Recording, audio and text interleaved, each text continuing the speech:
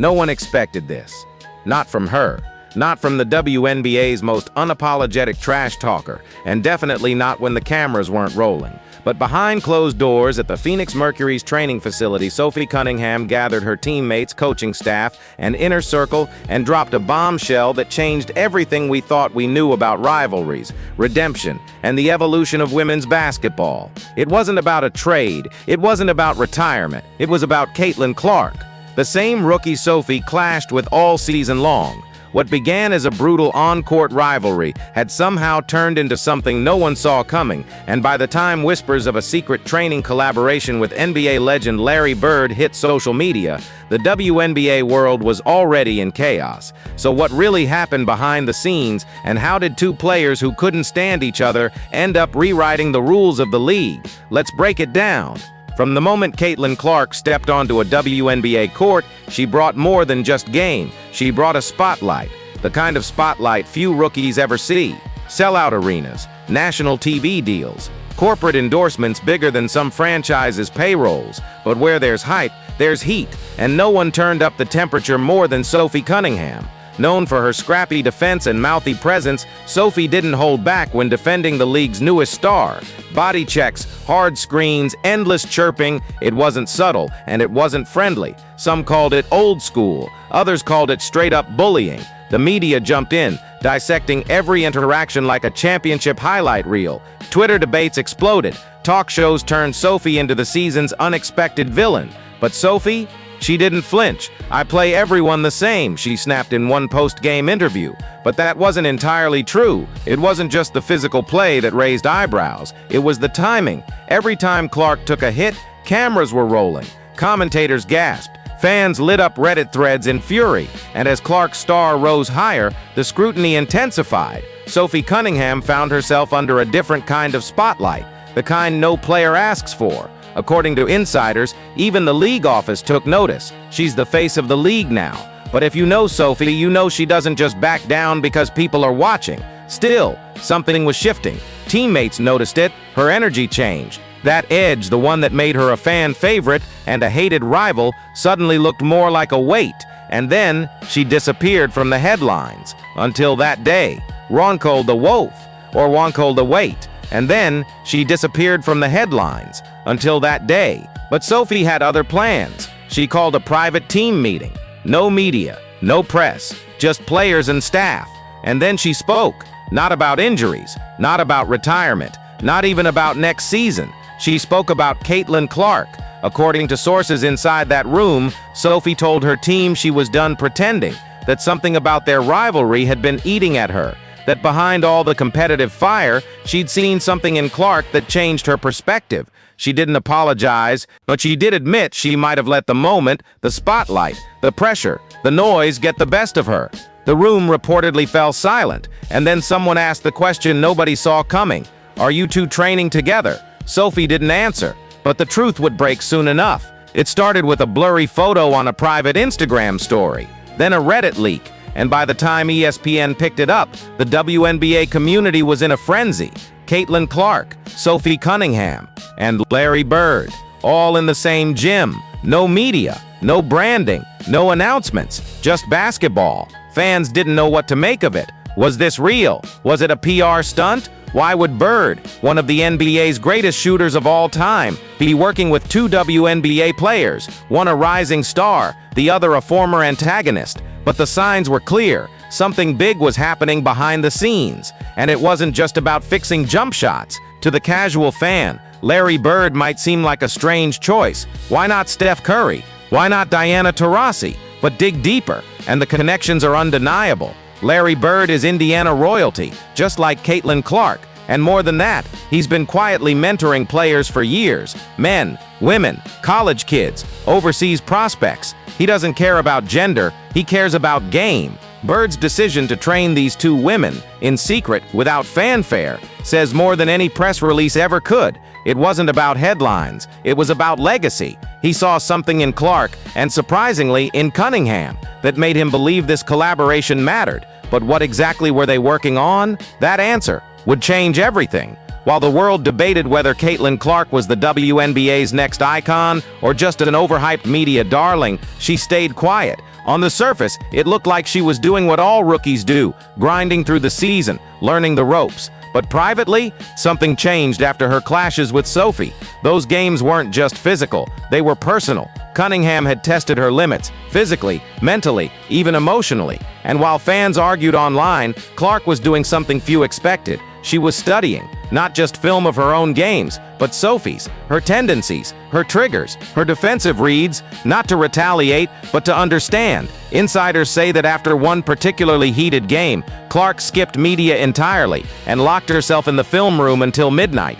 One assistant coach reportedly walked by and asked, "Are you trying to beat her next time?" Clark allegedly replied, "No, I'm trying to learn from her." That's when everything shifted. Sophie Cunningham wasn't new to controversy. She's been booed in nearly every arena she's played in. And after the viral hits on Clark, public perception tanked fast. The enforcer narrative turned into something uglier. She was called dirty, reckless, even jealous. But what people didn't see, what the cameras never caught, was Sophie showing up after practice to work with rookies, taking hits at full speed to help teammates build confidence, staying late to give feedback on defense. There's a reason veterans respected her, even if fans didn't. And when Caitlin Clark quietly reached out during the offseason with a simple message, "Let's train," Sophie didn't hesitate. She didn't announce it. She didn't leak it. She just showed up. And that's when the real transformation began. Larry Bird's private court is a no-nonsense zone. No trainers, no entourages, no filters, just hardwood hoops and heat. Sources say Bird designed the workouts himself, combining mid-80s Celtics grit with modern NBA spacing drills. But the real focus, mental toughness. He reportedly made Clark and Cunningham play one-on-one. Full contact, no whistles, no breaks, until one of them quit. They didn't. They kept pushing. Clark learned to absorb contact and fire back with precision. Sophie learned restraint, how to time her aggression without getting baited into fouls. By week 3, something bizarre started happening. They stopped talking trash because they didn't need. The respect was mutual now, earned through sweat, bruises, and silence. And Larry, he didn't say much either. But when a former NBA assistant dropped by to watch a session, Bird reportedly leaned in and said, "These two, they're gonna flip this league on its head." It was bound to leak eventually. An iPhone clip just 9 seconds long. Caitlin Clark, Sophie Cunningham, side by side, mid-workout, drenched in sweat. Bird standing behind them, arms crossed, nodding slowly. No sound, just pure intensity. The clip hit the Twitter and instantly went viral. The reactions, shocked. Some fans cheered. Enemies to teammates arc? Let's go. Others were skeptical. No way this is real. PR stunt. But those close to the league knew it wasn't a stunt. This wasn't for cameras. This was real work. And the most surprising part? Neither Clark nor Cunningham addressed it publicly. Not a single tweet. Not one IG post. Just silence, which only fueled the speculation. What makes a rivalry great? The drama? Sure. The fouls? Definitely. But the best rivalries, the legendary ones, don't end with bitterness. They evolve. Magic and Bird started as enemies. Then they built each other. Now fans are starting to wonder, is that where Clark and Cunningham are headed? The physicality? Still there. The tension? Always will be. But now, it's layered with something else. Strategy, respect, maybe even mentorship. What fans once labeled as hate might have actually been something deeper all along. Recognition. Recognition of talent, of drive, of someone who could challenge you like no one else. And now that they're building each other up instead of tearing each other down, the rest of the league should be very, very nervous. When preseason began, everyone expected the same drama. Clark versus Cunningham. Old tension, cheap fouls, viral moments. But when their teams faced off, something was off in the best way. Gone were the hard elbows and stare downs. Instead, they moved with uncanny awareness of each other, like they were in sync, even when competing. At one point, Clark drove to the rim, only to pass mid-air to a teammate because she knew Cunningham would rotate over. Later, Sophie blocked a shot, then turned to Clark and gave a subtle nod. Not of intimidation, but respect. It wasn't forced. It wasn't fake. It was earned. And fans noticed immediately. Wait, are they friends now? No, they were co-architects of something bigger. The media didn't know what to do with this. They were prepared for another round of Caitlin versus the league storylines. But when footage dropped showing Clark and Cunningham laughing during warm-ups, it shattered the narrative. Suddenly, the headlines flipped. Ron Orasau, from enemies to allies, Clark and Cunningham shocked the league. Did Larry Bird just rewire the WNBA? And then came the speculation. Podcasts dissected every glance between them. Are they forming a super team? Is this a PR rebrand for Sophie? Is Clark trying to pivot from victim to power player? But the truth was less flashy and far more threatening. They were building something that didn't fit the media's template, and that made them dangerous. Not because of the alliance, but what it represented. Clark and Cunningham were changing the game without permission. They weren't waiting for legacy approval. They weren't following league PR talking points. They were writing their own story, and suddenly media attention gravitated toward them. One retired player allegedly told a current all-star, "You either join what they're building or you get left behind." That's when quiet meetings started happening. Players reaching out to trainers, agents making calls. Bird's name started circulating because the message was clear. The new standard had arrived, and it didn't care about tradition. Larry Bird rarely speaks to media, but according to a source close to him, after watching Clark and Cunningham's first preseason game back, he leaned over and said one sentence, "This is just the beginning." That wasn't a compliment, it was a challenge. Bird didn't train them for headlines. He trained them to win, to lead, to shift the culture from flashy rivalries to relentless excellence.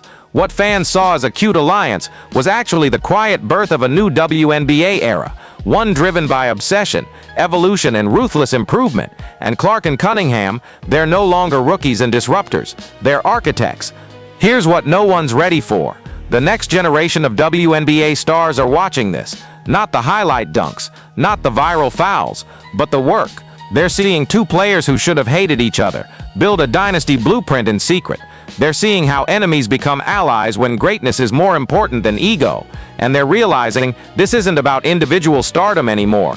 This is about legacy, about reshaping a league that's long been underestimated and turning it into something unstoppable.